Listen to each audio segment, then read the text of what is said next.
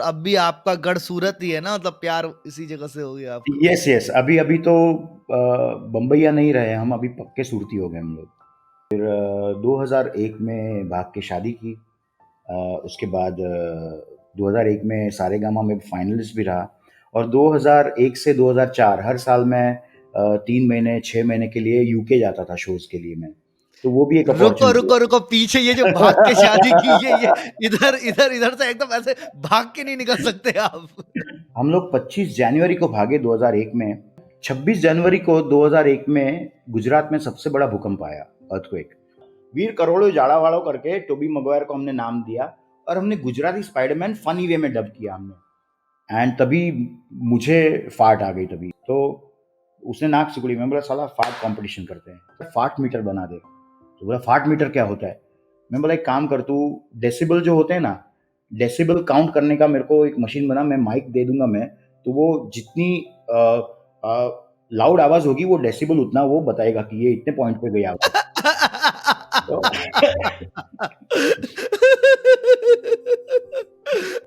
और वाह लोग, क्या सीन! आ गए अपन एक नया पॉडकास्ट लेके, बाबा कास्ट का। तो यार देखो, आपको तो पता है कि बाबा लोगों को अपन ऐसे पॉडकास्ट में बुलाते हैं जिनके साथ बात करने में तब कति आनंद आए, काफी कुछ अपन सीख पाए, और जिनकी जर्नी में ना ऐसे कुछ हो सॉलिड, कि कुछ अलग किया है भाई, कुछ कोशिश की है, कुछ पाया है, कुछ खोया है, ऐसे कुछ होनी चाहिए ना स्टोरी, मूवी टाइप। तो ऐसी एक बाबा को हमने आज अपने पॉडकास्ट में बुलाया है। तो यार इनके बारे में मैं आपको क्या बताऊं जो सबसे ज्यादा इंपॉर्टेंट है। यार देखो, सबसे पहले कि ये बहुत प्यारे सिंगर हैं। इन्होंने 1987 से अपनी सिंगिंग की जर्नी चालू की। ये सारे गामा के फाइनलिस्ट सिंगर भी रह चुके हैं। और उसके अलावा इनको बहुत अलग अलग चीजों का शौक है, जैसे कि फिल्म मेकिंग का शौक है, क्विजिंग का इनको बचपन से ही बहुत तगड़ा शौक रहा है। बड़े बड़े इवेंट में क्विजिंग वगैरह करवाते हैं। और भाई छोटी सी अगर सबसे इंपॉर्टेंट बात बताओ, क्योंकि ये अपने खास बाबा क्यों है, कि इन्होंने भी ना लाइफ में अच्छे खासे पापड़ बेले हैं और कठिनाइयां देखी और आगे बढ़े और अपने लिए एक नाम बनाया है। तो अब क्लैरिटी हो गई है ना हमें कि भाई क्यों जरूरी है इन बाबा से बात करना आज। तो ठीक है, तो फिर आज बुलाते हैं हम पूरे प्यार और मोहब्बत के साथ। Let's welcome on our podcast Yatin Sangoi. Yatin भाई, बहुत बहुत स्वागत है आपका हमारे पॉडकास्ट में। Thank you very much. मेरे देखने वाले को, सुनने वाले को यतिन संगोई का नमस्कार, प्यार भरा नमस्कार। यतिन भाई, अब बताओ, मैंने सारी चीजें कवर कर पाया नहीं कर पाया, आपके उसमें क्या क्या रह गई? 10% कवर किया है भाई तुमने। हाँ, तो अब हाँ बताओ हाँ। हाँ, 90% तो क्या क्या छोड़ा है? 90% जैसे ये पॉडकास्ट आगे बढ़ेगा हम एक एक चीज़ें डालते जाएंगे, पहले हम जब छौंक मारते हैं तब पहले सिर्फ तेल डालते हैं, वो सिर्फ 10% होता है।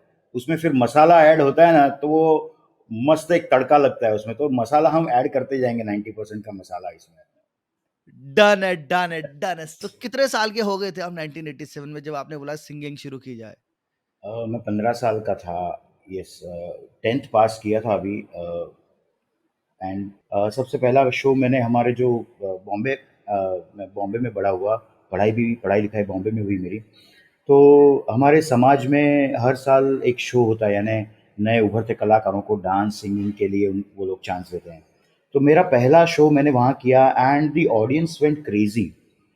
तो बस मोटिवेशन मिला, ऑडियंस का साथ मिला, एंड गॉड गिफ्ट है। उसके बाद थोड़ी तालीम ली मैंने एंड मेरी जर्नी शुरू हो गई 87 से। तो व्हाट डू मतलब क्या चल रहा था उस टाइम पे सिंगिंग में? क्या-क्या किया करते थे आप सिंगिंग में जब 1987 के एरा में? अपॉर्च्युनिटीज़ क्या थी? अपॉर्चुनिटीज़ तो बहुत थी। बॉम्बे जैसी सिटी में अपॉर्चुनिटीज़ बहुत, यानी वेडिंग्स में, कॉरपोरेट्स में भी तभी होते थे, कम्युनिटी के इवेंट्स होते थे तभी। यानी वेडिंग्स इतने बड़े नहीं होते थे, बट बॉम्बे जैसी सिटी में 5 स्टार में वेडिंग्स होते थे एंड वहाँ पर गाने का मौका मिलता था। एक साल तो मैंने फ्री में काम किया वहाँ पे। जो ऑर्गेनाइजर्स होते थे उनके लिए सिर्फ वो कन्वेंस देते थे, 100 रुपया कन्वेंस। तभी 1987 में 100 रुपया भी बहुत अच्छा लगता था। तो वो कन्वेंस देते थे कि भाई तुम ट्रेन से या बस से आए हो तो उसका कन्वेंस। एक साल फ्री में काम किया, बट उससे एक्सपीरियंस बहुत अच्छा मिला। बड़ी बड़ी 5 स्टार होटल में गाने का एक्सपीरियंस मिला। आज जो बड़े नाम हैं बॉम्बे में सिंगर्स में, उनके साथ सेम स्टेज पे गाने का मौका मिला था तभी। फॉर एग्ज़ाम्पल फाल्गुनी पाठक है, उसके साथ मैंने स्टेज शेयर किया है 1987-88 में, तभी वो भी नई-नई थी उस लाइन में, सिंगिंग में। और भी बहुत सारे नाम हैं जिनके साथ स्टेज शेयर किया है तभी मैंने। तो it was a good experience and Kishore Kumar and Kishore Kumar and R D Burman को पहले से ही अपना भगवान मानता था मैं। तो मैंने किशोर कुमार के गानों से ही मैंने मेरा करियर स्टार्ट किया as a Kishore Kumar singer. धीरे धीरे फिर आई थिंक 88-89 में कुमार सानू की एंट्री हुई आशिकी से, एंड वहाँ से कुमार सानू की कॉपी करते करते मेरा ग्राफ भी ऊपर गया। आशिकी के गाने इतने सुपर हिट हुए कि स्पेशल लोगों की फरमाइश आने लगी, आशिकी आशिकी आशिकी। वहाँ से अच्छा then came A R Rahman. A R Rahman, it was signature for me, कि हम्मा हम्मा गाना है या छैया छैया है, ये यतिन संगोई और उसका भाई निमेश संगोई यही गाएंगे, because of the style of singing and performance on the stage. So जैसे जैसे म्यूजिक चेंज होता गया फिल्म का, वैसे वैसे मैं और मेरा भाई हम दोनों उस म्यूजिक में ढलते गए, and that became our signature style. Wow! तो आपके जो भाई हैं उनको आपने म्यूज़िक में इंट्रोड्यूस करवाया था या फिर उन्होंने आपको करवाया था, लाइक हू इंट्रोड्यूस्ड हू? मेरा छोटा भाई है निमेश, वो ही स्टेज इन लंदन अभी 22 साल से। मैंने जब करियर यानी 92 में जब मैं बॉम्बे से सूरत शिफ्ट हुआ, मेरी कंपनी थी सॉफ्टवेयर इंजीनियर, मैं सॉफ्टवेयर इंजीनियर हूँ वैसे। मैं सॉफ्टवेयर इंजीनियर और मेरी कंपनी थी आईटी की, तो मैं उसको लेके 92 में सूरत शिफ्ट हुआ। मेरा ब्रदर यहीं पे था 1 साल से, तो मैं शोज़ करता था एंड वो मेरे पहले है ना इतनी बड़ी बैग बुक्स की लेके जाते थे लिरिक्स की, जिसमें किशोर कुमार की एक इतनी बुक होती थी, एक मोहम्मद रफ़ी साहब की बुक होती थी गानों की, ऐसे सब बुक्स लेके जाते हैं, हम हाथ से भी लिखते थे पूरी इतनी बड़ी बैग लेके। वो मेरा भाई मेरी बैग लेके आता था मेरे हर शोज़ में, एंड उसको भी फिर गाने का कीड़ा जागा, तो वो भी आई थिंक 93-94 से उसको भी उसने भी सिंगिंग स्टार्ट कर दिया। तो वो हम लोग दोनों साथ में शोज़ करते थे, मज़ा आता था। लेकिन ये बताइए ना, मतलब जैसे मुंबई वाज़ द हब, आपका सिंगिंग से प्यार था। Mumbai is the hub for singing, लेकिन उसको छोड़ के आप 92 में सूरत आ गए कि भई मतलब वो हो गया ना, मतलब कि एक अच्छी चीज़ को छोड़ के you came to a tier 2 city जहाँ पे कि भई उतना तो माहौल भी नहीं होगा। व्हाई? बॉम्बे की लाइफ़ क्या है कि बॉम्बे इज़ कम्यूटिंग में बहुत टाइम निकल जाता है। मैं रहता था सबर्ब्स में तभी, और 1.5 घंटा आना, 1.5 घंटा जाना, एंड मेरे I was not meant for that, वो धक्के खाना। I was not meant for that. तो मेरे पास 2 ऑप्शंस थे तभी 92 में, या बैंगलोर या सूरत। I chose Surat because Surat is just 4 hours away from Mumbai. Bombay तभी बॉम्बे था, एंड मेन क्या तभी 80s में ये 90s में टियर 4 सिटी हुआ करता था, टियर 3 भी नहीं, टियर 4 सिटी। और बैंगलोर जैसी सिटी मैंने इसलिए चूज नहीं की बिकॉज लैंग्वेज का प्रॉब्लम, एंड यहाँ पर क्या है Gujaratis, and me being a Kutchi Gujarati from Kutch, तो मेरे लिए ये इजीएस्ट वे था कि मैं वीकेंड्स को बॉम्बे जाके शो करूं और बाकी टाइम में सूरत में रहूं। सूरत में कहीं पे भी जाना हो, आज की डेट में भी कहीं पे भी जाना हो 10 से 12 मिनट लगती हैं। सूरत है बड़ा लेकिन है छोटा, स्पेशियस है, better than Bombay, the life is better than Bombay any time. Right, तो दैट्स व्हाई यू डिसाइडेड सूरत, और अब भी आपका गढ़ सूरत ही है ना, मतलब प्यार इसी जगह से हो गया आपको। यस यस, अभी अभी तो बम्बईया नहीं रहे हम, अभी पक्के सूरती हो गए हम लोग। तो ये बताना, जैसे यहाँ पे आए तो लाइक फिर क्या हुआ? आप तो कभी-कभी यहाँ से या तो मुंबई सिंगिंग करने जा रहे हो या कोई सूरत में अपॉर्च्युनिटी मिल गई तो वो कर रहे हो। छिट-पुट काम आपको आपकी कंपनी का मिल रहा है, आप सॉफ्टवेयर डिजाइनिंग कर रहे हो यहाँ पे 93 में। उसके बाद कैसी लगी लाइफ में? Yeah, I got opportunities from MNCs also। सूरत में तभी पेजर कर इंट्रोड्यूस हुए थे, पेजलिंक एंड इजी कॉल ऐसी कंपनीज थी, तो वहाँ पर काम किया मैंने। वो 95, 96, 97 का दौर था, 99 तक। 97 में मेरा फर्स्ट इंटरनेशनल ट्रिप हुआ शोज़ के लिए, 15 दिन का। आई वेंट टू ओमान। 99 में मुझे एक अपॉर्चुनिटी मिली 3 महीने यूएस जाने की शोज़ के लिए, नवरात्रि एंड दिवाली के शोज़ वगैरह। तो एंड आईटी का काम इतना था नहीं, तो मैंने क्या किया कि मेरी आईटी की कंपनी टोटली बंद कर दी मैंने। मेरी जॉब भी थी पेजिंग पेजिंग पेजिंग कंपनी में, इजी कॉल में। वहाँ पर फिर रिज़ाइन कर दिया and then I went to US. US से आने के बाद मैंने 100% फ़ोकस किया मेरी सिंगिंग पर। तो ओमान और यूएस का एक्सपीरियंस है, ओमान का बताओ, मतलब like how was Oman back then? क्या देखा, मतलब पहली बार आप देश को छोड़ के गए हो बाहर, right? Yes, yes. Oman was a total different experience, going to Islamic country, but the people there are so welcoming. And Oman के जो राजा हैं, उनके जो सलाहकार, उनके जो राइट हैंड है, वो हमारे कच्छी हैं। खिमजी रामदास करके वहाँ कंपनी है। वो कच्छ से 200 साल पहले उनके पूर्वज वहाँ जाके बस गए थे and they are the advisers to the king वहाँ पर। तो यानी पूरा होमली फील हुआ वहाँ पर। वहाँ के लोग इतने वेलकमिंग है। इट वाज़ लाइक अलादीन आ गया है एक इस्लामिक कंट्री में और वहाँ पे सड़कों पे घूम रहा है। हम जब कॉमिक्स, मुझे कॉमिक्स पढ़ने का बहुत शौक, तो जब अलादीन की स्टोरी पढ़ी थी and the description of the streets and everything, so that that came in front of me. किस तरह से पूरे वो कारपेट्स लटके हुए हैं, किस तरह से वो चांदी के बर्तन वहाँ पर सजा के रखे हुए हैं स्ट्रीट्स पे। तो ये सब एक्सपीरियंस करने मिला। I lived the life there 15 दिन। वाह! ये मतलब मिडिल ईस्ट में ही आता है ना ओमान, मतलब अपने को थोड़ा-सा ज्योग्राफी वीक है। हाँ, मिडल ईस्ट, ये यूएई है, ओमान है, ये सब मिडल ईस्ट में बहुत छोटी कंट्री है Oman, but it is very rich in culture and very rich in finance, in every way. It is a fantastic country. मस्कत, Oman, मस्कत is the capital of Oman. हम लोग मस्कत में रुके थे 15 दिन। अच्छा, और यहाँ आप नवरात्रि के इवेंट के लिए गए थे, राइट? जी, जैसा आपने जी हाँ। बताया। जी हाँ।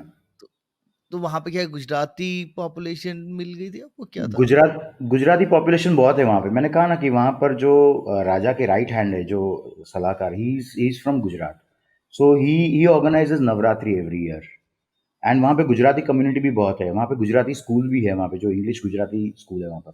तो वहाँ पर गुजरातीज़ के लिए हमने ये इवेंट किया था and there was more than 8000 का क्राउड वहाँ पर। ओह! तो मतलब ऐसे दूसरे देश में जाके 8,000 लोगों की ऑडियंस को एंटरटेन करना, इज़ इट स्कैरी? लाइक फटी-फटी में रहता है इंसान या नहीं रहता है? मतलब हाउ हाँ, वाज़ योर? तभी तो फटी-फटी थी भाई, पहली बार था एक्सपीरियंस। अभी तो यार, अभी अभी कोई कोई फटती नहीं है। अभी अभी उल्टा मेरे को स्टैंड अप करने में फटती है मेरे को। या it's a different art form altogether from singing ना, तो लाइक वो कुछ भी नया होगा तो वो होगा ही होगा। या ओके, तो उसके बाद आप यूएस गए थे, तो लाइक कैसे ये लिंक मिलते कहाँ से थे आपको, ऐसे ओमान का या यूएस का? How did you used to get back then? Bombay से क्या है कि बहुत सारे ऑर्गेनाइज़र्स जाते रहते हैं। यूएस है, मस्कत है, हर जगह पे नवरात्रि करने के लिए। ऑस्ट्रेलिया है, मिडल ईस्ट है, या यूरोप है। तो कहीं न कहीं हम क्या ऑडिशंस देते हैं, तभी तभी ऑडिशंस देते थे। तो उसमें पास हो गए तो भई, और उनके बजट में, उनके पैकेज के बजट में आ गए तो फिर लेके जाते थे। और तभी इतना पैसा इम्पोर्टेंट नहीं था तभी, क्योंकि करियर में आगे बूस्ट चाहिए था। और पासपोर्ट, कोरा पासपोर्ट मज़ा नहीं आता है, कोरे पासपोर्ट पे ठप्पा चाहिए था। तो यूएस का भी ठप्पा लग गया, ओमान का भी ठप्पा लग गया अपना तो। यार ये सही है यार, नाइस। तो ठीक है, आपने यूएस देख लिया है और आपने ओमान देख लिया है, एंड वहां देख के मतलब वहां परफॉर्म करके आपको रियलाइज हुआ कि दिस इज समथिंग, ये है कुछ जो अच्छा बन रहा है, और आप वापस आए, आपने नौकरी वोकरी सब छोड़ दिए कि आपने बोला ना कंपनी चलानी है ना नौकरी करनी है, अब सिंगिंग पे ही पूरा फोकस है। हुँ, हुँ। तो ये 2000 की बात कर रहे हैं हम लोग ना? ये हाँ, एंड ऑफ 99, फिर 2000 में टोटली सिंगिंग पे आ गए अपन। फिर 2001 में भाग के शादी की। उसके बाद 2001 में सारेगामा में फाइनलिस्ट भी रहा।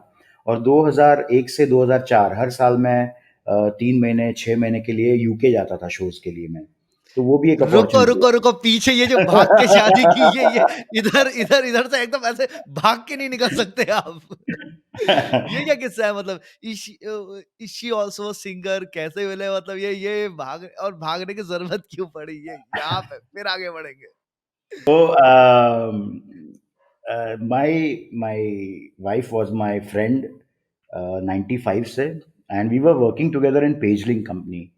And उसके बाद we had an affair for a few years. She is a Punjabi by caste, but सूरत में पली बड़ी है, तो वो she knows Gujarati very well. उसके फैमिली वाले पंजाबी हैं यहाँ पे सूरत में, टेक्सटाइल का business and all. And we were going around, and जब मुझे यूएस जाना था 99 में, तो उसके लिए बात चल रही थी तभी. तो हमने क्या किया कि एक पंडित के घर जाके मेरा एक लॉयर फ्रेंड को बुला के हमने शादी वादी कर ली एंड रजिस्टर करवा लिया. वो उसके फिर वो उसके घर पे, मैं मेरे घर पे. मैं 3 महीने के लिए जा रहा था यूएस. तो अगर उसके मेरे पीछे से उसकी शादी की बात करें तो वो दिखा सकती थी कि मेरी शादी हो गई है. फिर वहां से आने के बाद हमने वेट किया 2001 में. हम लोग भागे. हम लोग 25 जनवरी को भागे 2001 में. एंड यहाँ पर मेरे नाम के समन्स निकल गए थे. एंड 26 जनवरी को 2001 में गुजरात में सबसे बड़ा भूकंप आया, अर्थक्वेक. 25 को भागे, 26 को भूकंप आया. तो पुलिस सारी उसमें लग गई और हम लोग सेफ. हम लोग 4-5. 2001 के भूकंप से अगर किसी का फायदा हुआ है तो वो मिस्टर एंड मिसेस सांगो ही है. और फिर हमने 3-4 दिन यहाँ वहाँ फ्रेंड्स के यहाँ रहे, आसपास में ही, सूरत में ही, और न्यूज़पेपर में दे दिया हमने. एंड फिर उसके फैमिली ने देख लिया, न्यूज़पेपर में बुला लिया एंड एक्सेप्ट कर लिया. तो पहले जिस टाइम पे जब आप ऑब्वियसली आपकी वाइफ ने पहले घर पे बताया होगा कि जिस टाइम मम्मी को पे भागने से पहले मम्मी को कि भाई शादी हो चुकी है, ये रहा पेपर, तो what was her reaction?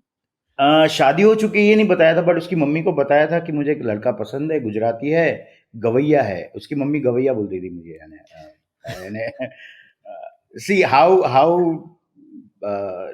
traditional families are, singing was not considered as a profession, until all these reality shows came. So singing was considered as okay, bhai hai koi ga raha hai bas. So it was not respectable at that time. तो एक तो non Punjabi, Gujarati, सब मना, उसकी mummy ने मना कर दिया एंड वार्निंग भी दे दी. बट उसके घर पे उसके भाई बहनों को तो पता ही था कि भाई ऐसे अफायर है, और उसकी बहन को पता था कि हम लोग भागने वाले हैं. That's it. और ये इसी टाइम पे सारेगामा पा भी हुआ था, मतलब सारेगामा. तो ये सारेगामा रियलिटी शो ने कुछ उनकी परसेप्शन को चेंज नहीं किया कि भाई जो भावी दामाद हो सकता है वो टीवी पे आ चुका है, मतलब? सारेगामा हुआ एंड ऑफ 2001. 2001 जनवरी में हमने शादी की और ये एंड में हुआ. तो बाद में तो थोड़ा बहुत अच्छा, you know these Punjabi families take care of their jamais very well. यानी मेरा जो वजन बढ़ा ना, वो यहीं से बढ़ा. पंजाबी फैमिली में लंच डिनर एंड नाश्ते से ही मेरा ये वजन बढ़ा है. बाकी मैं 35 किलो का था पहले. मतलब अब आप मुझे रीज़न दे रहे हो कि भाई लड़की के म मम्मी-पापा को आप क्यों पसंद नहीं आओगे, बताओ? गवैया है लड़का, ठीक है। 35 किलो का भी है यार, मतलब एक पंजाबी फैमिली में अंडरवेट होना इज़ अ वेरी, मतलब रेड फ्लैग की तरह वर्कआउट करेगा। I understand. Yeah. हाँ. So, but everything is well that ends well. Everything is fine now, and fantastic family in-laws I have. They stay in Delhi. I have very good sadhus, and मजा अभी chill life है अपनी, तो कोई problem नहीं है. Right, Yatin भाई थोड़ा-सा मैं पीछे एक बार और वहीं पे फिर से टच करना चाहूँगा। एक बहुत इम्पोर्टेंट मुझे एक चीज़ पूछनी है आपसे कि आप 25 तारीख को भागे, राइट? 25 जनवरी को, हाँ, हाँ. एंड 26 जनवरी को वहाँ भूकंप आ चुका है। अब आप भाग चुके हो तो मैं ये मान के चल रहा हूँ कि आप दोनों की फैमिली आपसे बहुत खफ़ा है और बात नहीं करना चाहती है। It's a very safe thing to assume? नहीं, ऐसे नहीं है. See, I grew up alone. I I left my home when I was 14. तो 14 साल से I am on my own. तो मेरी फैमिली को कुछ, ना मेरी फैमिली को पता था कि मैं शादी कर रहा हूँ, ना मेरी फैमिली को कुछ ऑब्जेक्शन होगा. So I grew up alone on my own. I stayed in hostel in Mumbai and everywhere. So उसकी मेन प्रॉब्लम उसकी फैमिली को था. तो उसकी फैमिली ने पहले तो बात करने से मना कर दिया, लेकिन फिर न्यूज़पेपर में फ़ोटो और नाम वगैरह देखा, एंड दे धीरे-धीरे एक्सेप्टेंस धीरे-धीरे आता है, उसके मॉम डैड ने एक्सेप्ट कर लिया, लेकिन घर में चाचा-चाची भी थे, जॉइंट फैमिली. तो उनको एक्सेप्ट करने में 2 साल और लग गए. तो होता है, I can understand, it is fair कि इंटरकास्ट में ये प्रॉब्लम होती ही है. तभी आजकल people have people are more liberated, people are more acceptance, accept करने लगे हैं आजकल अभी. तो एक्सेप्टेंस आई धीरे धीरे, बट जैसे जैसे मेरा मीन्स वो टाइम ऐसा था कि मेरा भी ग्राफ ऊपर जा रहा था मेरे करियर का. So everything was working out well. Right. नहीं, इस ब्यूटीफुली एक्सप्लेन्ड. लेकिन ये था कि मतलब मेरे को जो अजीब सा लग रहा था कि 26 को भूकंप आ गया है. अब दोनों की फैमिली स्केयर्ड है, राइट? आपकी wife who just run away from her home, तो वो स्केयर्ड है कि यार सब लोग ठीक है या नहीं है. उधर वो भी स्केयर्ड है कि उनको तो पता ही नहीं कि कहाँ है बेटी अभी. कल ही तो घर से भागी है, तो वो सेफ है या नहीं है. तो उस बीच की तुम बात करो ना करो, किससे करो, हाउ टू नो कि ये इंसान सेफ है. वो एक इमोशनल टर्मोइल उसी दिन का, मतलब भूकंप. अरे हाँ, वो भाई, होगा, बट शहर तबाह हो कभी गया. कभी हमने सोचा नहीं. हाँ, सूरत में इतना असर नहीं था एक्चुअली भूकंप का. एक आध दो जगह पे ही था. मेन जो असर था वो नॉर्दर्न साइड ऑफ गुजरात का था main. Ahmedabad and Kutch and Surat में एक आध दो बिल्डिंग को प्रॉब्लम हुई थी. बाकी सूरत में इतना इफेक्ट नहीं था सूरत में तभी. बट रेड अलर्ट था. तो ऑब्वियसली वो वो दिमाग वहाँ जाता ही है कि क्या हमारी बच्ची सेफ है और किसके साथ है. तो वो हर माँ बाप को होता ही है 100%.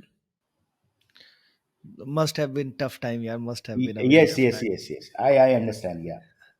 और ये अखबार में देने के पीछे क्या कारण था, मतलब व्हाई?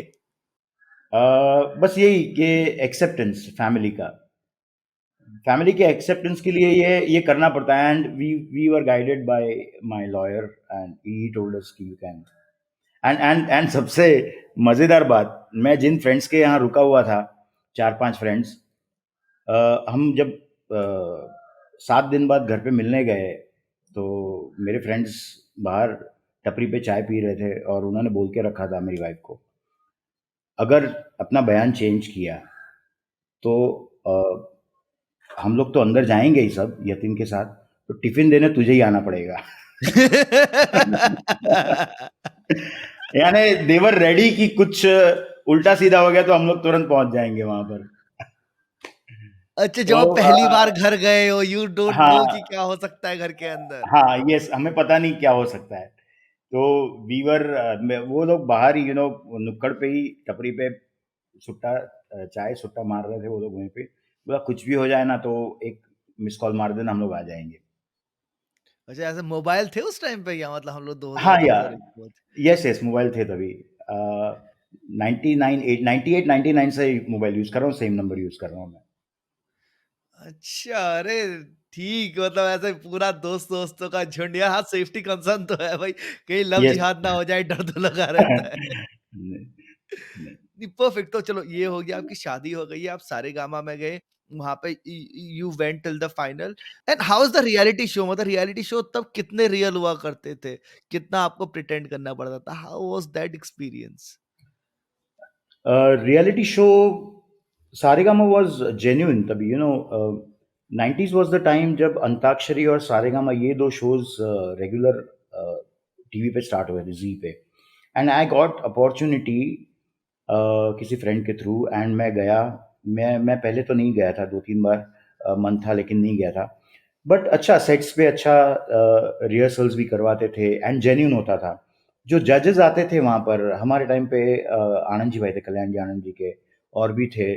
तो वो लोग अपना जेन्यून रिजल्ट बताते थे, किस तरह से परफॉर्मेंस हो रही है, किस तरह से गा रहा है बंदा या बंदी गा रही है, उस हिसाब से. तो जेन्युइनली ये लोग जज करते थे. जेन्युइनली जो जूरी बैठती थी वो सिंगर्स को जज करती थी, और इसमें कोई भी पार्शियलिटी नहीं होती थी तभी. और तभी वो एसएमएस से वोटिंग का भी सिस्टम अभी तक इंट्रोड्यूस नहीं हुआ था तभी. हुँ। तो मतलब टीआरपी वाला गेम नहीं था, I could say. TRP naturally थी इस शो की। ये सब टीआरपी वाला गेम आया इंडियन आइडल से, आई थिंक 2003 में या 2002 एंड में आया इंडियन आइडल। तो वहाँ से वो वो वोट मांगने का कि अगर आपको मेरा गाना अच्छा लगा तो ये मेरा कोड है, आप मुझे एसएमएस भेज के मुझे वोट कीजिए। वो सब टीआरपी का यहाँ से शुरू हुआ, इंडियन आइडल से। तो अलग अलग रियलिटी शोज आए, अलग अलग टीआरपीज, और अलग अलग वे से अपना शो आगे बढ़ाने के लिए ये लोग गिमिक्स करते थे। जी, मैसेज करने का इनको फ़ायदा क्या होता था वैसे? मैसेज करवाने का? मैंने भी किया है कुछ लोगों को message back in those days भाई 1-1 $2-2 का एक मैसेज जा रहा है, what was they getting out of it? एक तो these companies get a share of that message. जो दो रुपए ₹4 का मैसेज जाता था, तो ये सर्विस प्रोवाइडर्स यानी कंपनीज के पास से इनको शेयर मिलता था, 30% 40% का शेयर। तो इनका रेवेन्यू जनरेट होता था ये। हाँ, और अच्छा। इनके पास डेटाबेस। आजकल क्या है, डेटाबेस सब कुछ है। आपके पास कितने कितने यूजर्स का नंबर है, आप अपना प्रमोशन कैसे कर सकते हो, ये डेटाबेस वहीं से शुरू हुआ है सब। अच्छा, दे वर द पायनियर एक तरीके से कि भाई इतने लोगों का नंबर आ गया, आगे कुछ भी होगा तो इतने लोगों को मैसेज देके अपन एकदम ब्रॉडकास्ट कर देंगे। Yes, yes. इंटरेस्टिंग। अब ये सारेगामा हो गया है, आपने इसमें किया है, what happened in the final मतलब? फाइनल में I lost to a guy from Surat, and that was just for 5 marks. And the entire crew, director से लेके, प्रोड्यूसर से लेके, कैमरामैन से लेके, सब कोई ये यही सोच रहे थे कि Yatin will be the winner. But जब जज आनंद जी भाई ने नाम अनाउंस किया, तो दूसरे सिंगर का नाम अनाउंस किया, so everyone was you know very sad कि यार, how how come Yatin did not win. तो जब उन्होंने मार्क्स देखे तो सिर्फ 5 मार्क का फर्क था, बस सिर्फ 5 मार्क्स का। But it is fine. Life में जो होता है अच्छे के लिए ही होता है। So it was not a setback for me, but it was a motivation to do more better things in life, more perform in more better ways. तो वो मेरे लिए स्प्रिंग की तरह काम किया। वो स्प्रिंग को दबा दबा दिया वो सारे गामा ने। बट वो स्प्रिंग जो बाद में उछली ना, वो बहुत अच्छी तरीके से उछली वो। And how did you take it back then, जिस टाइम पे कि सबको लग रहा है आप विनर हो सकते होगे, आपको भी ऑब्वियसली लग रहा है, आपकी फैमिली को लग रहा है आप विनर हो गए, एंड देन एंड मोमेंट पे someone else is announced on merit, on not on merit, whatever it is, आपने बोला पूरा सही से हो रहा था तो लेट्स से ऑन मेरिट। तो हाउ वर आप, तो you were a young guy back then, ठीक है, इतनी बड़ी अपॉर्चुनिटी तक पहुंचे हैं, तो how did you take it कि भाई यहाँ पे आके काम अटक गया? Yeah, I cried for couple of days कि यार ये अपॉर्चुनिटी हाथ से गई। But when I see it right now, मैंने कहा ना, जो होता है अच्छे के लिए होता है। बट ठीक है, वो एक सारेगामा का टैग लग गया मेरे साथ कि भाई फाइनल तक पहुंचा है, एंड अच्छा परफॉर्म करता है। तो कई कई सारे ऑर्गेनाइजर्स, कई सारी, तभी इवेंट कंपनीज थी नहीं, बट कई सारे लोगों की नज़र में आ गया मैं, एंड अच्छी अपॉर्चुनिटीज़ मिलने लगी मुझे। So it was really a good thing for me. भले जीता नहीं जीता, it is fine, but final तक पहुंचा हूँ। That was an achievement for me. 100% Zee TV में पहुंचना ही अपने आप में एक बड़ी चीज है, तो yes. No doubt about it. तो ठीक है, जीटीवी से आप आ गए हैं, एक हल्का, आप एक हल्का सा हाउस होल्ड नेम बन चुके हैं राइट अभी, क्योंकि जीटीवी उस टाइम पे तो 2000 की बात करें तो तब तो Zee TV was really big. Yes. तो उसके बाद लाइफ में क्या हुआ 2002 ऑनवर्ड्स? मैंने कहा ना, 2001, 2002, 2003, 2004, मैं 3-4 महीने के लिए हर साल, या 6 महीने के लिए मैं यूके जाता था, मैं लंदन। लंदन में हम लोग शोज़ करते थे regular, 5 days a week. And it was a rage. मैंने कहा ना कि ये टैग लग चुका था कि भाई ए आर रहमान के अच्छे गाने तो वो यतिन ही गाएगा, किशोर कुमार के गाने यतिन ही गाते। ये एक अच्छा टैग लग चुका था मेरे साथ। And the way I performed in London, it gave me a very good name overseas also. तो वो वहाँ पर भी अच्छे शोज होने लगे मेरे। मेरे भाई को अपॉर्चुनिटी मिली वहाँ लंदन जाने की, and he stayed there, he stayed back. वहाँ पर 94 से वो वहीं रह रहा है वो। तो वो वहाँ पर हमने 2004 में साथ में टूर किया हमने।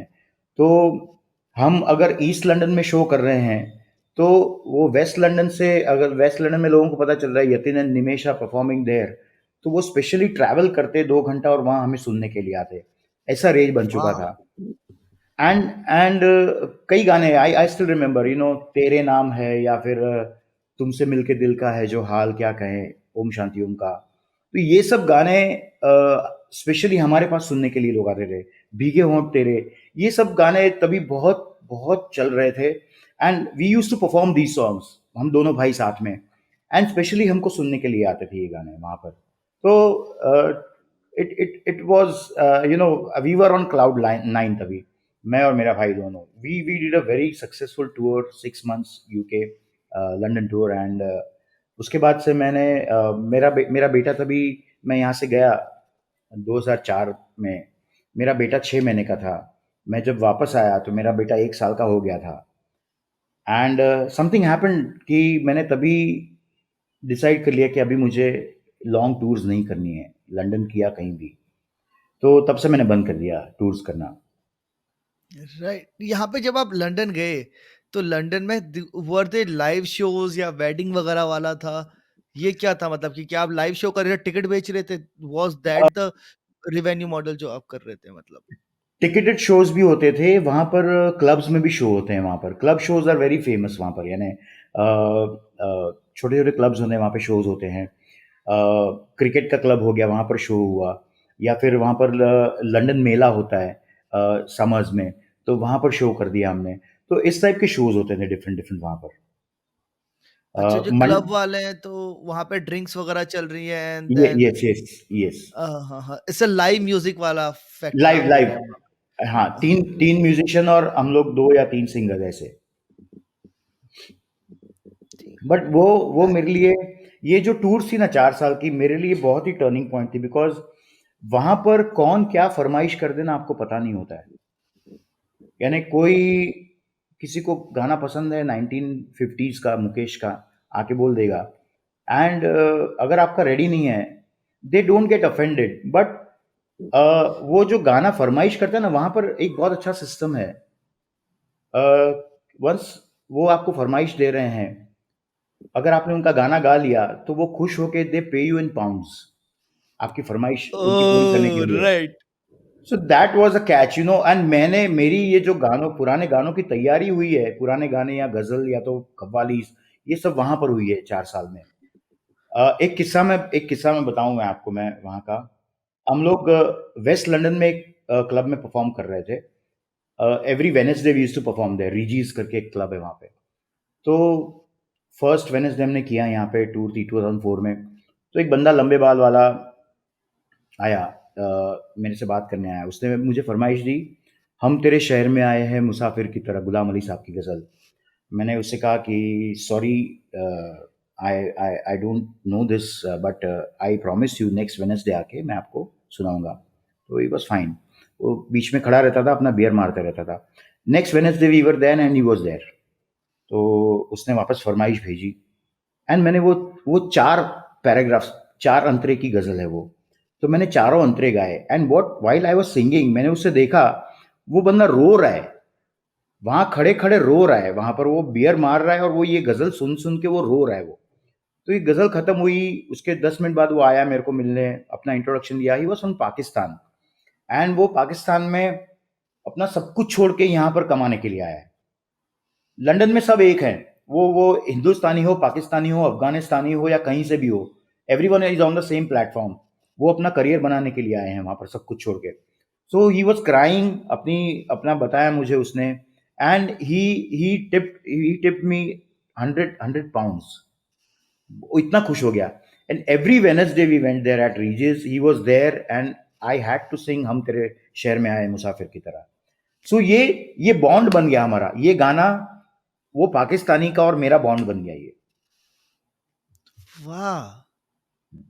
ये सच अ ब्यूटीफुल इमोशन, एक कितना कन्वे हो जाता है ना। और ये गज़ल मेरी भी बचपन की बड़ी फ़ेवरेट रही है कि हम तेरे शहर में आए शहर हैं में आए हैं मुसाफिर की मुसाफिर तरह, की तरह, या बस एक बार मुलाकात का का मौका दे दे। मौका दे दे। बहुत ही प्यारी गज़ल है यार, बहुत ही प्यारी गज़ल है। मुझे याद है शायद 9th या 10th में रहा मैं उस टाइम पे, तो आई थिंक ये 2007 या 8 में मैंने ये गज़ल पहली बार सुनी थी किसी की कैसेट में। उस टाइम पे वो कैसेट होती थी ना, तो somebody give me that cassette जिसमें गुलाम अली की गज़ल थी, तब मैंने सुनी थी। तो मैं स्कूल से आके रोज़ सुना करता था ये 4-5 बार। वेरी ब्यूटीफुल गज़ल। और एक गज़ल ने आपको मतलब अब हम मैं ये कह सकता हूँ कि एक गज़ल ने हिंदुस्तान-पाकिस्तान को जोड़ दिया। जोड़ दिया, यस, एब्सोल्युटली। तो ये हम लोग बात कर रहे हैं तकरीबन 2004 की, जब आप टूर करके आए, व्हिच वाज़ वेरी गुड। आपने अलग-अलग जगह किया, अलग-अलग गाया। लेकिन जो आपने महसूस किया कि यार जब वापस आए तो यार मतलब 6 महीने बेटे की ज़िंदगी के पूरे आपने मिस कर दिए हैं। जी हाँ, बेटे के 6 महीने मैंने मिस कर दिए, बट वहाँ पर यूके में, लंदन में मैं जहाँ रहता था, वहाँ पे पास में लाइब्रेरी थी और वहाँ पर फ्री इंटरनेट होता था लाइब्रेरी में। तो मैं रोज़ 1 घंटा मेरी वाइफ़ को बोलता कि तू ऑफ़िस के बाद या ऑफ़िस जाने से पहले मेरे बेटे को वो साइबर कैफ़े में लेके जाना और सामने कैमरे में मुझे दिखाना उसको रोज़। तो we used to do this video call every day internet से, एंड तभी बैंडविड्थ लो होती, but I could see him every day. ये 6 महीना किया है मैंने every day, and every day मेरी वाइफ के साथ बात की है। तो ये लगा ही नहीं कि मैं 6 महीने के लिए इंडिया से बाहर गया था। तो 6 महीना मेरे बेटे ने मुझे कैमरे के थ्रू देखा है। मैंने वो क्लिपिंग्स आज की डेट में भी संभाल के रखी है, मैंने वो उसको कॉपी कर करके मैंने। तो ये हुआ, मैं जब 6 महीने बाद इंडिया आया, तो मेरा बेटा मेरे पास आया ही नहीं, जैसे मैं अनजान आदमी हूँ, एंड वो मुझे बहुत खटक गया। तो मैंने तभी डिसाइड किया कि मैं आज के बाद लंबी टूर्स करूँगा नहीं। I will give my time to my kid. It took more than a month, यानी 1 महीने से ज़्यादा लगा मेरे बेटे को मेरे साथ फ्रेंडली होने में और वापस मेरे साथ खेलने में। वो ये बताइए यतिन भाई, how does it feel to become a father? मतलब what was the first feeling? Do you remember that? Yes, I remember the day. Uh, ना गुरु पूर्णिमा का दूसरा दिन था 2003 में। बहुत बारिश हो रही थी सूरत में, एंड मेरी मेरी सिस्टर ने मुझे कहा कि आज राशि कौन सी आएगी, एंड मेरी वाइफ को लेबर में लेके जाने के लिए टाइम था। मैं बोला मैं न्यूज़पेपर लेके आया। मैं न्यूज़पेपर लेने गया, आसपास में हॉस्पिटल के पास कहीं मिला नहीं, मुझे 10-15 मिनट लग गए और मैं हॉस्पिटल गया तो मुझे पता चला कि डिलीवरी हो गई है। आई थॉट साला आई मिस द मोमेंट। मैं ओह! राशि ढूँढने में I miss the moment. But उसको जब देखा मैंने, अभी भी वो खून से लथपथ था, वो उसकी भी नाड़ी कटी नहीं थी। I saw him, and I just cried. That was the feeling, I just cried, and मैंने उसको बाद में उठाया हाथ में, and it was a different feeling. I cannot explain it to you right now. Himanshu, you need to marry and you need to become a father very soon for this feeling. वाह! And does it stay with you forever? मतलब It stays for you forever. And जब 2010 में मेरा दूसरा बेटा पैदा होने वाला था, the doctors were friend again. तो I took the camera, I shot कैसे उन्होंने सिजेरियन करके बच्चे को बाहर निकाला, एंड कैसे पीटरी डिश ट्रे में लाके वो मेरे सामने रखा, and that video is still with me, and I really cherish those moment कि यार I saw the birth of my child, second child. Wow! तो ये this is these memories are for ever, and once you you know कई बार मैं बोलता हूँ कि यार कई चीज़ें देखनी चाहिए, वो मोबाइल कैमरा या साथ में नहीं, but when you visit those memories again after few years, you you live in that moment again, and that gives you joy, pleasure, that gives you peace of mind. तो आपका बेटा हो चुका है 1 साल का, आप भारत में वापस आ चुके हो, ठीक है? अब आपने बोला आई थिंक दैट जो आपका इंटरनेशनल टूर था that was your main source of revenue back then? Yes, yes. तो फिर अब आप पे ज़िम्मेदारी भी है, ठीक है? You are a father now और आपने जो मेन सोर्स ऑफ रेवेन्यू है उसको छोड़ दिया है, तो how did you survive? What happened? Shows तो चल ही रहे थे शोज़, लेकिन अच्छा धीरे-धीरे नाम हो रहा था। 2007 से मेरा अच्छा वापस गोल्डन पीरियड शुरू हुआ 2007 से 2012। आई आई यूज्ड टू डू 2008, 9, 10, 11 का मेरा रिकॉर्ड है 300 325 shows a year, events. Wow. तो आई यूज्ड टू, मेरे क्लाइंट्स मुझे पूरा इवेंट देते थे कि डेकोर भी आप ही देख लो, सेलिब्रिटी भी आप देख लो, एंटरटेनमेंट में क्या देखना है देना है आप ही देख लो, 3 दिन का वेडिंग इवेंट, डेस्टिनेशन वेडिंग। तो ये सारा सब कुछ मिला के वो it was really my golden period. वो तभी 2007 से जो ग्राफ ऊपर जाना शुरू हुआ, 2011-12 तक चला ये, and it gave me a very good boost in my life. Wedding का जैसे आपने भी बोला कि वेडिंग का 2-3 दिन का इवेंट है पूरा आप देख लो, तो वेडिंग में मतलब क्या-क्या प्लानिंग होती है? मतलब what are the elements of wedding जिसमें म्यूज़िक या फिर जो भी आप जिन भी चीज़ों के लिए आप ऑर्गेनाइज़ कर रहे थे कि how you make wedding special? Uh, तभी 2006-7 में बहुत कुछ नया किया, सूरत सूरत के लिए नया था वो। जैसे हम जो वेडिंग प्लानिंग करते थे वो इनविटेशन कार्ड से लेके हनीमून टूर तक का पूरा हम लोग पैकेज बना के देते थे। हमारे पास एजेंसीज के साथ टाइप थे, डेकोर वाले के साथ और सबके साथ। तभी सूरत में नया कुछ देना था, तो we started with pre wedding shoots यहाँ पर। We started with pre wedding shoots, we started with jaimala का नया। ये कॉन्सेप्ट कलकत्ता में शुरू हुआ था, दिल्ली ने इसको एक्सेप्ट किया, एंड सूरत में, यानी आई थिंक वेस्टर्न इंडिया में, I think we were the first to do this. Bombay में भी शुरू नहीं हुआ था jaimala and entry and all that. जयमाला मतलब ये हार पहनाना वाज़न्ट द पार्ट नहीं नहीं, ऑफ हार रिचुअल्स? हार पहनाना वाज द पार्ट, बट उसको स्पेशल एंट्री के साथ कंबाइन करना। दूल्हे की एंट्री हो रही है, दुल्हन की एंट्री यहाँ से हो रही है, एक दूसरे को माला पहना रहे हैं, कुछ स्पेशल हो रहा है वहां पर। तो ये सब it it it started we started this in Surat, and यहाँ से बॉम्बे गया वो।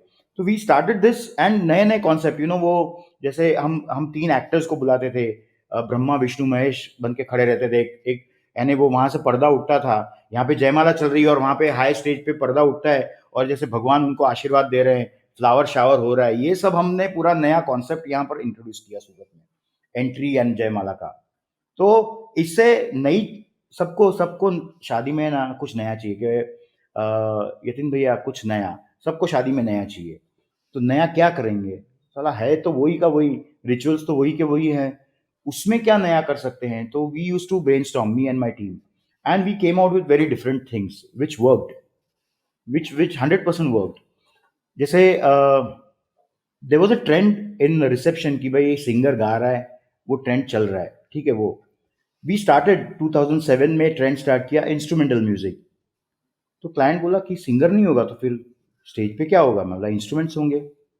तो बोला कैसा लगेगा? मैं बोला अच्छा लगेगा। आपको अच्छा नहीं लगे तो you don't pay me. So we started this as an experiment, and it worked. यानी सिंगर नहीं है, सिर्फ इंस्ट्रूमेंटल, सॉफ्ट सैक्सोफोन वाला बजा रहा है, फ्लूट वाला बजा रहा है, पुराने हिंदी गाने, एंड लोग बात भी कर पा रहे हैं, इतना सॉफ्ट अच्छा music, and they loved it and वो वहां से शुरू हुआ ये trend. we started introducing grand piano, we started introducing a full orchestra, 40 piece 50 piece orchestra हमने किया है, सितार वाला बिठाया है हमने बीच में, संतूर वाला बिठाया है। ये लाइव इंस्ट्रूमेंट्स के साथ हमने जो एक्सपेरिमेंट्स किए हैं यहाँ पर, and it worked like anything. And of course this doesn't come cheap, यानी 60,000 से लेके 10 लाख तक के बैंड हमने सिर्फ इंस्ट्रूमेंट्स के किए हैं यहाँ पे सूरत में। और ये सब वाइब बनेगी क्योंकि नॉर्मली जैसे मैंने शादियों में देखा है कि जितनी देर डीजे चल रहा है डीजे चल रहा है, बाकी एकदम सन्नाटा सा है, लोग अपनी बातें कर रहे हैं एंड ऑल। लेकिन अगर एक लाइव म्यूजिक से म्यूजिक म्यूजिक चल रहा है, बहुत लाइट सा सैक्सोफोन बज रहा है, कीबोर्ड पे कुछ चल रहा है, तो it gives you the entire वो एक पॉश सी एक वो एक फीलिंग तुम्हारे अंदर एक डेवलप करने का। एब्सोल्युटली, एंड वो म्यूजिक भी सॉफ्ट होता है, लाउड नहीं होता है, तो लोगों को भी अच्छा, यानी वो अ, आप अगर बात कर रहे हो और बैकग्राउंड में एक गाना चल रहा है पल पल दिल के पास, you will love the feeling of that background music, and वो लाइव चल रहा है, सीडी पे नहीं चल रहा है या लैपटॉप पे नहीं चल रहा है, वो लाइव इंस्ट्रूमेंटलिस्ट बजा रहे हैं। वो होना ऐसा लगा कि पब्लिक यूज टू वो the guest use to come and give request कि यार ये गाना बजाओ, ये फरमाइश बजाओ आप। तो ऐसा भी होने लगा ये। तो it gave a good feel, and client को भी कुछ नया मिला। We use to experiment with different instruments. तो ये बहुत कुछ नया-नया ट्रेंड हमने शुरू किया and it gave a boost to my career completely. But ये है कि इवेंट ऑर्गेनाइजिंग में थोड़ा सिंगिंग पीछे छूटता गया मेरा। क्योंकि मुझे मुझे एजेंसीज़ के साथ डील करना है, मुझे बोलना है, तो मैं वो सिंगिंग के वक़्त थोड़ा खराश आने लगी। थोड़ा सिंगिंग सेटबैक हुआ, बट काम चल रहा था, पैसे आ रहे थे, तो I was feeling good at the end of the day. हाँ, बट सिंगिंग छूट रहा था धीरे-धीरे। पैसा ज़रूरी है, देखो पैसा हाँ। चाहिए, राइट। तो अच्छा 5 साल इस तरह से चला, आपने तो मतलब आधी चीज़ों में तो आपने पूरा वोकलिस्ट की ज़रूरत ही हटा दी है। जो आप पूरा म्यूज़िक म्यूज़िक पे चल रहा है तो मतलब आप तो वोकलिस्ट तो आपने अपनी ज़रूरत कम कर दी है शादी में, इन वन या वे इफ या I could look at yes, that. Yes. अच्छा तो 5 साल आपका ये चला। हाँ, ये चला, बट इसमें मैंने कहा ना कि वो एंटरप्रेन्योरशिप का कीड़ा, यानी कुछ नया करने का कीड़ा, मुझे फ़िल्म मेकिंग का कीड़ा चढ़ा तभी 2006-7 में। और ये कहाँ से आया मैं बताता हूँ मैं। ये जो अभी जो ट्रेंडिंग वीडियोज़ होते हैं, पता है वो लोकल लैंग्वेज में डब करते हैं इंग्लिश मूवीज़ को, वो फ़नी फ़नी में। So this hmm, hmm. Trend was started by us by 2006। 2006-7 में हमने एक गुजराती स्पाइडरमैन करके वीडियो बनाया था। जो टोबी मैguire की स्पाइडरमैन थी, उसमें हमने गुजराती डब मारा। मेरे को इसमें बस ये याद आ गया, आई आई रिमेंबर मैंने एक गाना देखा है, मुझे नहीं पता वो कहाँ का है। उसमें एक लड़की है और स्पाइडरमैन है, नहीं, नहीं, नहीं, खेत नहीं, में वो नाच रहा है नहीं, स्पाइडरमैन और नहीं, गाना चल रहा है स्पाइडरमैन स्पाइडरमैन तूने चुराया मेरा दिल का मेरे चैन। दिल के वो नहीं, वो आपने नहीं, तो वो नहीं नहीं। किया है ना नितिन? नहीं, नहीं, नहीं, बताइए नहीं, नहीं, आपका तो नहीं है ना? Okay, okay, okay. नहीं। यहाँ से कंटिन्यू करेंगे तो प्लीज़। गुजराती स्पाइडरमैन, देसी करोड़ियो, वीर करोड़ियो जाड़ावाड़ो, वीर करोड़ियो, करोड़ियो स्पाइडर, जाड़ावाड़ो यानी वेब वेब बनाने वाला, वीर करोड़ियो जाड़ावाड़ो करके टोबी मैguire को हमने नाम दिया और हमने गुजराती स्पाइडरमैन फनी वे में डब किया हमने। स्क्रिप्टिंग वाज माइन एंड बीच में एक गाना भी लिया हमने गुजराती स्टाइल में, ऊंचा ऊंचा बिल्डिंग ऊपर कूदका मार तो जाए, ऐसे करके हमने वो जंप करता ना बिल्डिंग पे, तो ऐसे गाना बनाया हमने। गाना बनाया तो साला हमको अच्छा लगा, लेकिन हमने नाम नहीं दिया, हमने जीजीसी ग्रुप करके बनाया था, गुजराती गांडा चोयदा, ये, जिसमें एक बहुत फेमस आज के डेट में गुजराती म्यूजिक डायरेक्टर भी है, मैं नाम नहीं लेना चाहूंगा। तो हमने ये डब किया, 2 पार्ट बनाए, दोनों पार्ट सुपर हिट, यानी पूरे वर्ल्ड में गुजराती पागल हो गए इसके पीछे। यानी यहां तक कि पागल की 2007-8 में विशाल शेखर ने एक अभिषेक बच्चन को लेके यूएस यूके की टूर की थी, 3-4 महीने की। तो शेखर उसमें ये गुजराती गाना गाता था और उसने इंटरव्यू में बोला है, मेरे पास वो इंटरव्यू यूट्यूब पे है मेरी चैनल पे। वो बोल रहा है कि सूरत में किसी बंदों ने गुजराती स्पाइडरमैन पे टेक लिया है और उन्होंने ये गाना बनाया, वो मैंने जो गाना बनाया, मैंने जो गाया है, वो उसने गाया है उसमें। तो वो स्टेज पे परफॉर्म करता था वहां की गुजराती क्राउड को पुल करने के लिए। इतना वायरल हुआ ये, इतना वायरल हुआ ये, बट ये हमें ये खेद रह गया कि हम वहां पर हमारा नाम नहीं दे पाए बिकॉज ऑफ कॉपीराइट इश्यूज।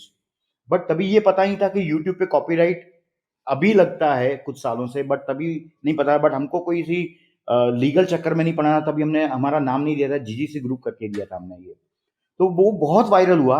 उसके बाद हमने बनाया गुजराती दर्दे डिस्को, दिलमा मारा छे दुखना डांडिया, और ये भी बहुत फेमस हुआ।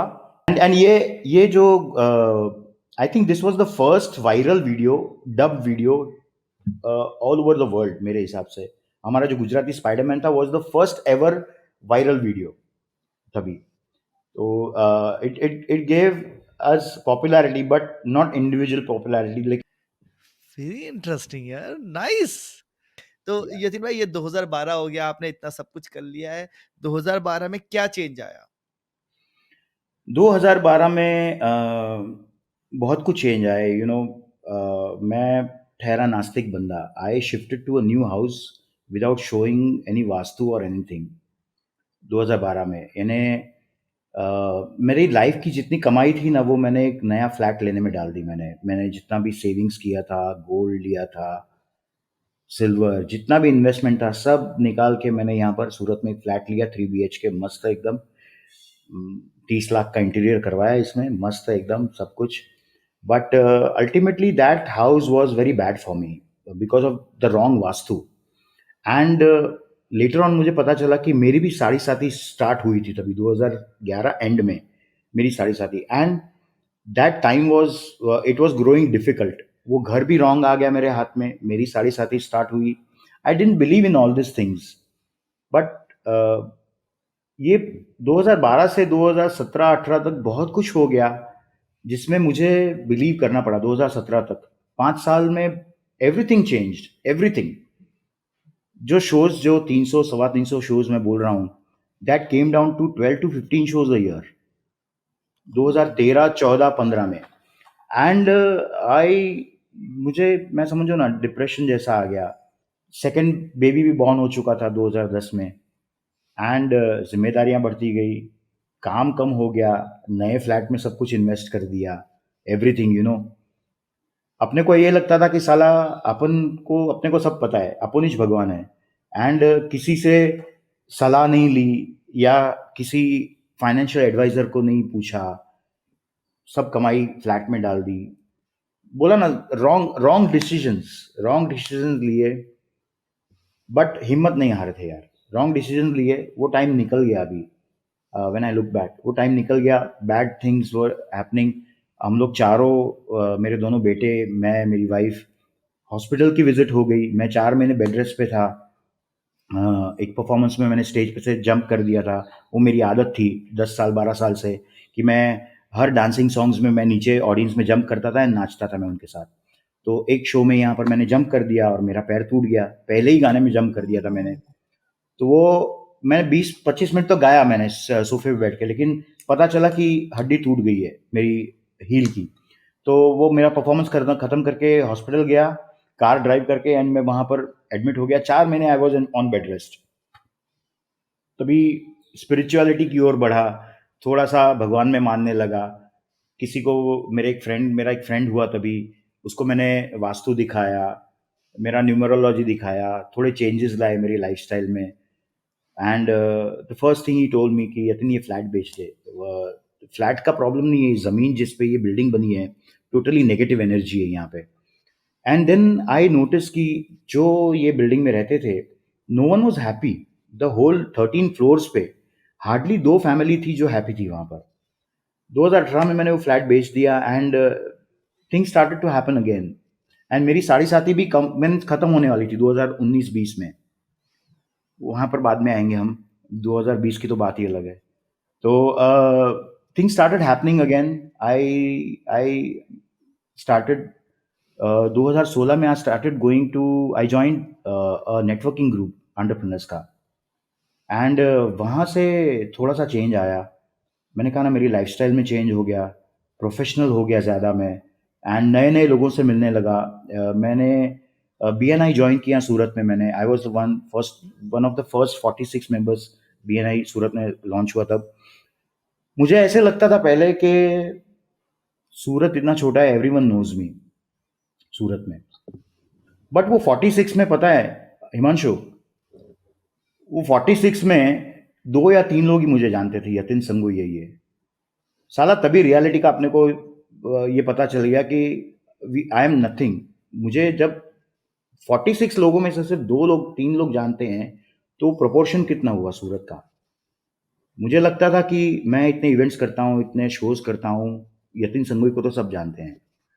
बट रियलिटी का पता चला, वो BNI में अच्छे लोगों से मिला, ट्रेनिंग्स ली एंटरप्रेन्योरशिप की and all, and I started doing things in a different way completely. वो एक चेंज आया, एंड वहां से वापस धीरे धीरे ग्रोथ स्टार्ट हुआ वापस। तो वो घर लेना जो था आपका, वहाँ से आपकी सारी चीज़ें उल्टी होनी चालू हुई और तब आपको समझ में आया कि there is something bigger than ourselves जो एब्सोल्युटली यस। तो हमें लगता है कि यू नो भगवान नहीं है या स्पिरिचुअलिटी, बट चलो चलो हम मानते हैं कि भगवान नहीं है, but there is a power above there ऊपर, कि जो सब कुछ गाइड कर रहा है, ठीक है। एंड मैंने ये बहुत जगह फील किया है, जब मैं मंदिर विजिट करता हूँ, माथा टेकता हूँ, भले नहीं मानता था मैं, या नहीं मानता हूँ, या कम मानता हूँ, वट, लेकिन जो वहाँ की ऑरा होती है, वहाँ की एनर्जी होती है, यानी शिव मंदिर की एनर्जी डिफरेंट है। मैंने कामाख्या गया था मैं बीच में एक शो करने, गुवाहाटी। कामाख्या की एनर्जी इज टोटली डिफरेंट। मैंने कुछ साल पहले मैं अंबाजी गया था, तो वो मंदिर के गर्भगृह में जाके मैंने कुछ डिफरेंट फ़ील किया मैंने, वहाँ की एनर्जी। एक एक क्या बोलते हैं, अपने अपने अंदर कुछ डिफरेंट फ़ील होता है वो, and I have felt that. And मेरा मेरा बिलीफ वहाँ से स्टार्ट हुआ वापस मेरा। मेरा बिलीफ, मैं I grew up in a religious family. I was religious that time, but जैसे अकेले बड़े होते हैं ना, तो वो हर चीज़ से अपना स्ट्रगल में है ना, वो हम ना भगवान को मानते हैं, ना किसी और चीज़ को मानते हैं, हम सिर्फ़ कर्म करने में मानते हैं या फिर हम काम करने में मानते हैं। तो कहीं न कहीं मैं नास्तिक हो गया था, वापस आस्तिक होने का मेरा दौर शुरू हो गया था 2016-17 में वापस, and which led to great things again. वो एक रिवोल्टिंग फेज जब आता है आपकी लाइफ में, आफ्टर आई थिंक एडोलसेंस वगैरह, एक टाइम पे आपका वो रिवोल्टिंग फेज आता है ना, तो तब तक एक कई लोगों के साथ मैंने ये सुना है कि जितनी भी चीजें तुम्हें घर वालों ने बताई थी, ये करना है, ऐसे करना है, वैसे करना है, जिन्हें तुम फॉलो करते हुए आ रहे थे, एकदम रिवोल्टिंग फेज आता है और तुम वो सारी की सारी चीजों को दरकिनार करके एकदम अपोजिट डायरेक्शन में जाते हो। यस। ये होता है, देन लाइफ टेल्स यू कि अरे भाई सही तो कह रहे थे वो यार, क्या कर रहे हाँ, हो भाई, वापस आओ। हाँ, यस, यस। ये एंड ये I think everyone faces this, everyone faces. जब आपका हाई पीरियड होता है, you forget everything, you forget everyone, and वो एक नशा अलग होता है, टॉप पे रहने का नशा। But something happens and you are down again, and then वो वापस आपके पास तभी पूरा टाइम होता है सोचने का कि what what wrong you did, to whom you did wrong things, क्या सही किया क्या गलत किया। बट वो टाइम में अगर आप अपनी गलतियों को सुधार देते हो, तो वापस you can recover your everything what you have lost, I think. Okay. तो the first thing that you did, like couple, एक तो आपने लाइफस्टाइल चेंजेस किए, यस। ठीक है, आपने वो घर बेचा, उसके अलावा आपने बीएनआई ज्वाइन किया, बीएनआई चैप्टर सूरत का, आपके शोज एकदम ड्रॉप हो रखे हैं, अब जी। यहाँ से आपने कमबैक कैसे किया? शोज फिर से शुरू हो गए थे, 17-18 से धीरे धीरे स्टार्ट हो रहे थे, एंड मैं भी रिकवर कर रहा था। 18 में मैंने अपना घर बेच दिया। 2017 में मैंने 2017, 18, 19 3 साल मैंने यहाँ पर रेडियो मिर्ची के लिए नवरात्रि की। सो वो ऐसे बड़ी कॉर्पोरेट नेम के साथ काम करने में भी उसमें बूस्ट मिला मेरे को। ये नेटवर्क भी थोड़ा काम नेटवर्क भी थोड़ा हेल्प कर रहा था काम करने में। एंड धीरे-धीरे shows, I started meeting people. Actually by nature I am an introvert. मैं मेरा घर छोड़ के जाता नहीं हूँ किसी को मिलने। But I started meeting people. BNI ने मुझे एक्सट्रोवर्ट बना दिया, ट्रेनिंग्स ने। मैं लोगों से मिलता था, इवेंट वालों से मिलता था।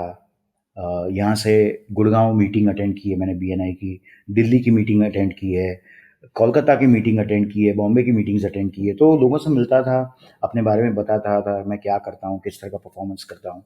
तो वो अच्छा नेटवर्क बनने लगा, एंड शोज़ धीरे-धीरे स्टार्ट हुए। 2018, 17-18 से धीरे-धीरे सब स्टार्ट होने लगा था। It was going good. या 2019 में मैंने कुछ ऐसा कर दिया जो बहुत ही वायरल हुआ वापस, and that gave me boost, Navratri and everything. फिर 2020 में अपन तो सब घर पे बैठे थे। 2019 में क्या गया था जो वायरल गया था, फाट कंपटीशन वाले की बात कर रहे हैं क्या हम लोग? जी हाँ, जी हाँ, जी हाँ। क्या था उसका मतलब, लाइक फाट कंपटीशन मतलब क्या मतलब, what was happening in that competition? आपका वायरल गया था, आई हैव हर्ड दिस, लेकिन हुआ क्या था उसके अंदर, what was it? I have little idea about it. Uh, मैं मेरा एक दोस्त है इवेंट वाला, मूल मूल संघवी करके, हम लोग बैठे हुए थे। जैसे ये बारिशों में काम नहीं होता है, बैठे रहते हैं, दिमाग ओवर टाइम करता है, कुछ ना कुछ थॉट्स आते हैं। तो क्या करें नया, कुछ करना है, क्या करें नया। एंड तभी मुझे फाट आ गई तभी, है ना। It's a very natural thing.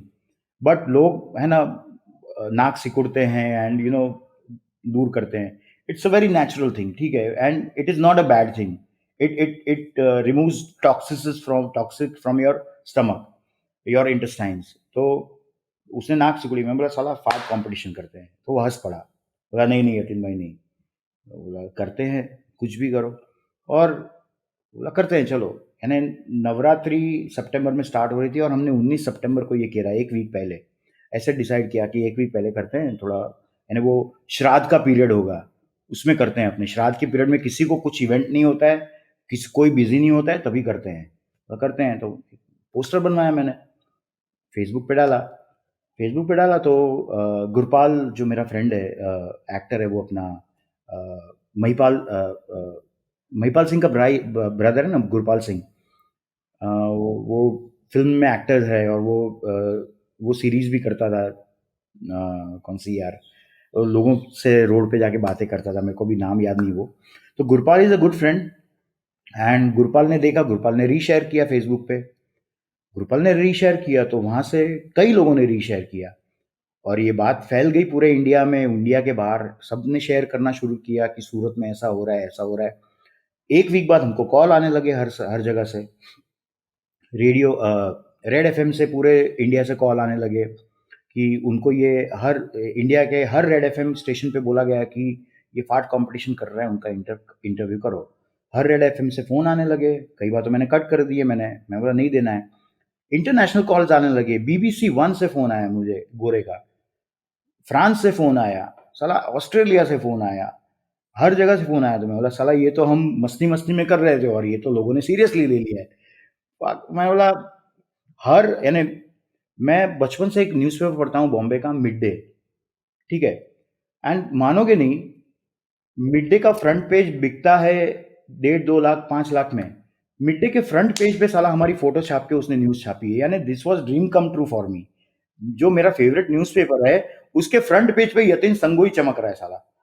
तो ये पूरे वर्ल्ड में वायरल गया, पूरे वर्ल्ड में एंट्रीज भी आने लगी, लोग फ़ोन करके गाली भी देने लगे, हँसने भी लगे। आज की डेट में भी मैसेज आते हैं, यानी 1 हफ्ते पहले मुझे मैसेज आया, हेलो फार्टिस्ट, क्या-क्या खा के पादना पड़ता है? मैं रिप्लाई नहीं करता हूँ मैं। तो ये वायरल गया हर जगह पे, एंड जो यानी हम एक रेस्टोरेंट के बैंक्वेट में करने वाले थे, उसको भी प्रमोशन मिली। हमने क्या किया फिर, एक कंपनी को यहाँ पर मेरे फ्रेंड की कंपनी है टेक्नोलॉजी की, उसको बोला यार फाट मीटर बना दे। तो बोला फाट मीटर क्या होता है? मैं बोला एक काम कर, तू डेसिबल जो होते हैं ना, डेसिबल काउंट करने का मेरे को एक मशीन बना, मैं माइक दे दूंगा मैं, तो वो जितनी लाउड आवाज होगी वो डेसिबल उतना वो बताएगा कि ये इतने पॉइंट पे गई आवाज। तो तो उसने उसने इतनी बड़ी मशीन बनाई, ठीक है, जिसपे आगे माइक रख सकते हैं और वो उस पे नंबर्स का एक डिस्प्ले आएगा, वो नंबर उस पे दिखाएगा कितना कितना इंटेंसिटी फाट की। हमने कैटेगरी रखी थी, द लाउडेस्ट, द स्मेलिएस्ट, एंड ऐसे 3 4 कैटेगरी थी, अभी याद नहीं मेरे को। तो ये किया हमने, और जिस दिन ये था फाइनल शो, पार्टिसिपेंट्स आए, यानी गुजरात से आए, कोई बाहर से आ रहा था, कोई दुबई से भी मेरे को फ़ोन आया कि मैं मुझे पार्टिसिपेट करना है, मैं आऊँगा। वो आया नहीं लेकिन। तो पार्टिसिपेंट्स आए, लेकिन यहाँ पे 35 कैमरे वाले, न्यूज़ वाले 35, यानी कहाँ-कहाँ से लोग आए थे। एक एक सोलन का मेरे को एक न्यूज़ वाला था, इंडिपेंडेंट, उसने मेरे को फ़ोन करके इंटरव्यू लिया था। बोला मैं मेरा बंदा भेजूँगा कैमरे वाला। कहाँ-कहाँ से लोग आए थे, कहाँ-कहाँ कौन-सी मीडिया से, मुझे ही नहीं पता है। एक फ्रांस वाला बंदा था यहाँ पे, जो जो जो बॉम्बे से, जिसको कैमरा लेके, एंड लोग स्टेज पे जाए तो साला कैमरे देख के उनको परफॉर्मेंस प्रेशर, वो जो जो प्रेशर जहाँ वो प्रेशर जहाँ आना चाहिए वहाँ प्रेशर नहीं आया, परफॉर्मेंस प्रेशर हो गया। तो हिम्मत करके करीबन 30 एक लोग आए थे वहां पर एज अ पार्टिसिपेंट, और ऑडियंस भी थी। 30 में से 3 लोग स्टेज पे, हमने है ना वहां पर 2 दिन पुराने बासी आलू भी रखे हुए थे, ताकि वो खा के पाद तो सके आदमी। 2 दिन पुराने आलू, उबले हुए आलू, और ये सब चीजें रखी थी हमने, कि जिससे गैस बिल्डअप होगा और पीपल कैन फाट। तो 3 लोग आए स्टेज पर, सिर्फ उसमें से एक ही पाद पाया, और बाकी परफॉर्मेंस प्रेशर 2 3 बार उनको चांस दिया। हमने 3 जज बिठा रखे थे हमने यहाँ पर सूरत में। एक मेरा दोस्त है आरजे, एक मेरी हिप्नोटिस्ट फ्रेंड, और एक और बंदा बिठा रखा था कि जो पादेगा ना उसको, आपको बेस्ट पादेगा उसको प्राइज देना है। हमने 10 10 हज़ार के कैश प्राइज और गिफ्ट्स भी रखे थे। 3 लोग जो स्टेज पे आए ना, परफॉर्मेंस तो नहीं दे पाए, बट हमने उनको प्राइजेस दे दिए, हमने उनको कि आप लोग हिम्मत करके स्टेज पे आए हो तो ये लेके जाओ। और मीडिया ने उल्टा छाप दिया कि ये इवेंट फ्लॉप गई, बट अल्टीमेटली ये इवेंट हिट है गई हमारी, क्योंकि लोग आए, लोग स्टेज पे आए। वो कैमरे, 30-35 कैमरे देख के लोग डर गए थे, क्योंकि स्टेज पे आना is not everyone's cup of T. You know, आप दो लाइन बोल भी नहीं सकते स्टेज पे खड़े होके। यहाँ तो पादना था स्टेज पे आके आपको। तो ये नहीं कर पाए लोग, it's but it is very okay, it is fine. Challenging if you think about it. तो हमारे लिए तो ये इवेंट हिट थी। फिर 2019 में ये किया, 2020 में वापस सबके फोन आने लगे कि आप तो बॉम्बे एडिशन करने वाले थे, कब कर रहे हो? हमने बोला बहुत जल्दी अनाउंस करेंगे हम लोग। बट अल्टीमेटली लॉकडाउन आ गया और सब रह गया। अभी मन है करने का, लेकिन मेरा मन नहीं है करने का, बट कुछ नया करने का मन है। देखते हैं आगे क्या होगा। बट ये कॉन्सेप्ट बहुत सही लगा, मतलब like the best part was कि how you were able to get a meter to really measure कि भाई किसने जोर से पादा है, मतलब डेसिमल वाइज। तो ये मुझे सबसे इंटरेस्टिंग पार्ट लगा इसका। जब ये लॉकडाउन खत्म हुआ उसके बाद बाउंस बैक कैसे किया? वो बाउंस बैक अभी भी चल रहा है, यानी अभी भी चल रहा है। Covid did a very bad thing for entertainment, you know. Budget wise and everything, जो हम बजट पहले डिमांड करते थे, वो बजट्स मिलना अभी पॉसिबल नहीं हो पा रहा है। एंड हम जो बजट पहले लेते थे, उसी बजट में बॉम्बे से या फेमस सिटीज से मीडियोकर आर्टिस्ट आके यहाँ पे परफॉर्म करते हैं, एंड वो एक टैग लग जाता है कि भाई बॉम्बे से आर्टिस्ट बुलाया था।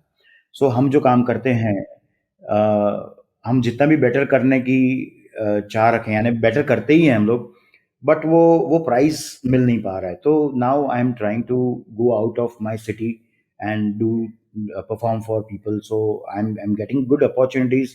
जैसे last year I performed in Kanpur, I performed in Patna twice, I performed in Bangalore, I performed in Kolkata, I performed in various cities. तो इट फील्स गुड। सूरत के बाहर आपका मेरा मार्केट में बिल्डअप कर रहा हूँ मैं। तो मेन आपका वेडिंग का रहता है, कॉर्पोरेट इवेंट का रहता है, व्हाट आर द मेन, जैसे जब आप ये हाँ, टूर कर रहे हैं तो कौन सा फोटे है आपका, अगर स्पेशलिटी किसके लिए आप यूजुअली ट्रैवल करते हैं, किस टाइप के इवेंट के लिए? वेडिंग्स के लिए भी करता हूँ, कॉर्पोरेट के लिए करता हूँ, कम्युनिटी इवेंट्स के लिए करता हूँ मैं।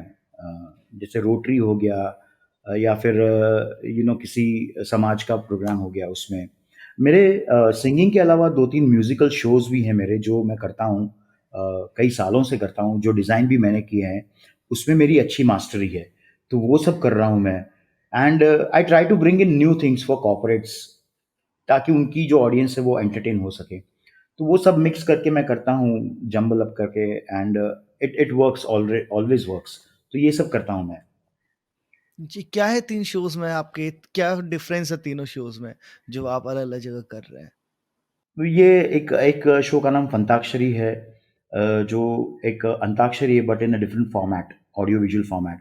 ये मैं 1995 से करते आ रहा हूँ मैं। फंताक्षरी है, जो नॉर्मल अंताक्षरी खेलते हैं ना, तो वो मैं टीम्स करा के या ग्रुप्स में करवाता हूँ मैं। वो मैं 1995 से करवा रहा हूँ मैं। 95 में सूरत में अंताक्षरी हुई थी अनु कपूर की, जिसमें 2 बार हुई थी, मैं दोनों बार विनर रहा था। और अंताक्षरी में मेन क्या है कि मेरा जो नॉलेज है अबाउट फ़िल्म म्यूज़िक, वो मुझे बहुत काम लगता है। अलग-अलग राउंड्स बनाना, अलग-अलग विजुअल्स निकालना, डायलॉग्स निकालना, ये सब मैं अलग-अलग राउंड्स करवाता हूँ।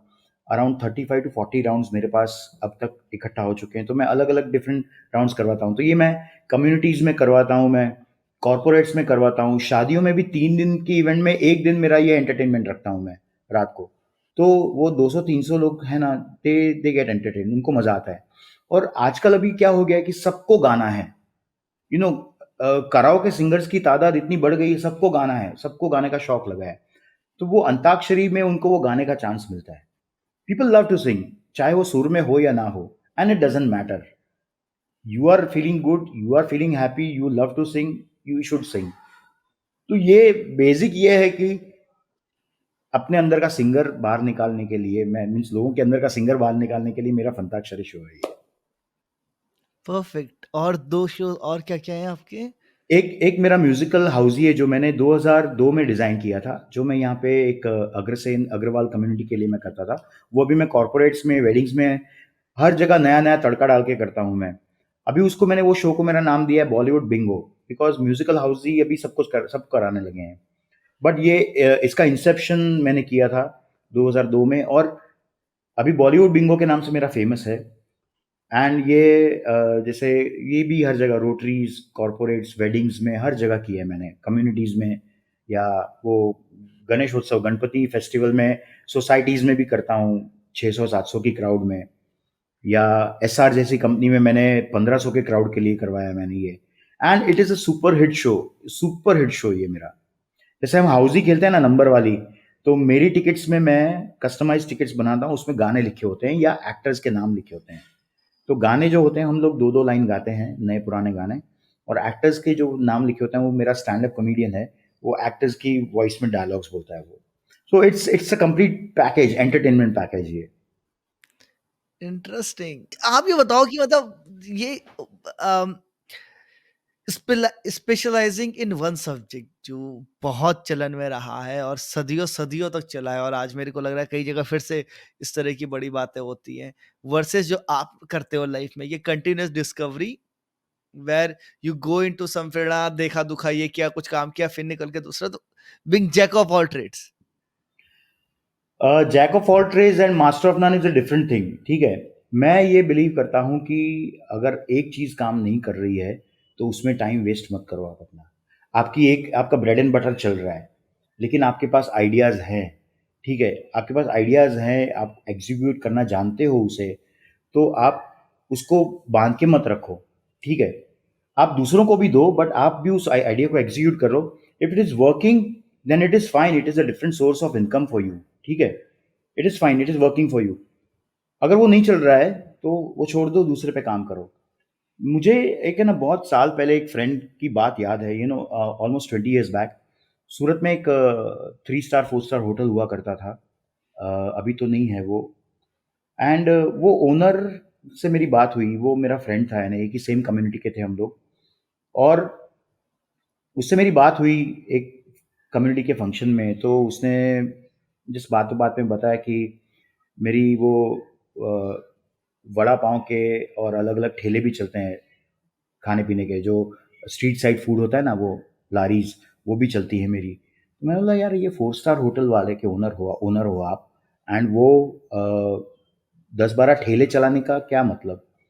One thing he told me कि एक हाथी पालना है ना बहुत महंगा पड़ता है, और एक हाथी के साथ 10 कुत्ते पालो ना, अगर एक कुत्ता नहीं चला अपना, तो बाकी 9 कुत्ते तो हैं अपने पास, ठीक है? वो हाथी पालना महंगा पड़ता है, और 10 कुत्ते अपने को पालते हैं ये।